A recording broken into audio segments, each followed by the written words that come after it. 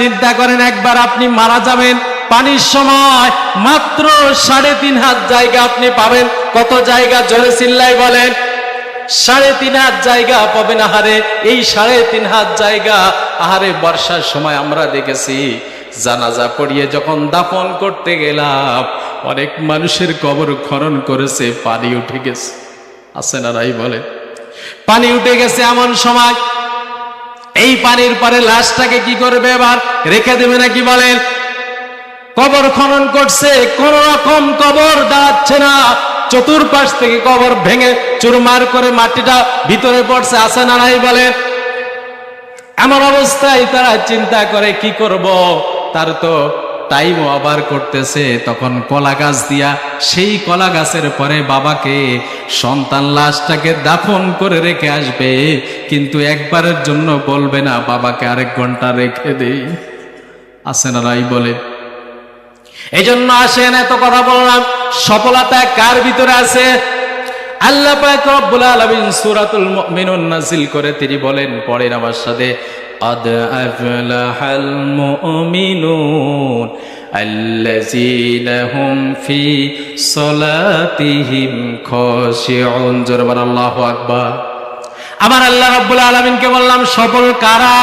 যারা ফজরের নামাজ জামাতের সাথে আদায় করেছে তারাই সফল, ঠিক কিনা বলে?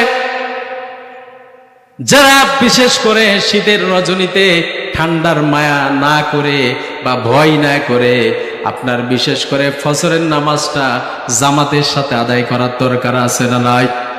পারবেন কি পারবেন না বলেন? ফজরের নামাজ এশার নামাজ কমপক্ষে 2টা আমল দিয়ে যায়।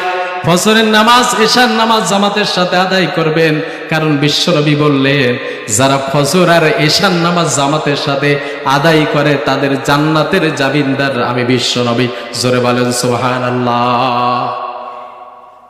আল্লাহ পাক রব্বুল আলামিনকে জন্য বললাম সফল কারা? তাহলে আল্লাহ বলে যারা দুনিয়ার মায়া ত্যাগ করে মাঠের ভিতরে কাজ করে। এমন সময় মুয়াজ্জিন সাহেব সুন্দরভাবে আযান দিয়েছে, নামাজ পড়ার দরকার আছে না নাই বলে? আল্লাহ বলে যারা ওই মাঠের মায়া ত্যাগ করে মুয়াজ্জিন সাহেবের ডাকে সাড়া দিয়ে নামাজ আদায় করে দেয় তারাই সফল। জোরে বলেন সুবহানাল্লাহ। আল্লাহ বলে কদ অবশ্যই আফলাহাল মুমিনুন, তারাই সফল সেই সমস্ত মুমিন। আমরা বললাম কারা? আল্লাহ রাব্বুল আলামিন 2 নম্বর আয়াতে বললেন আল্লাযীনা হুম ফি সলাতিহিম খাশিউন। জোরে বল আল্লাহু আকবার। আল্লাহ রাব্বুল আলামিন বললেন বান্দারে শোনো, যখন নামাজে দাঁড়াবা ওই সময় খুশু এবং খুজুর সাথে সুন্দরভাবে ধীর স্থিরভাবে নামাজে দাঁড়ানোর দরকার আছে না নাই?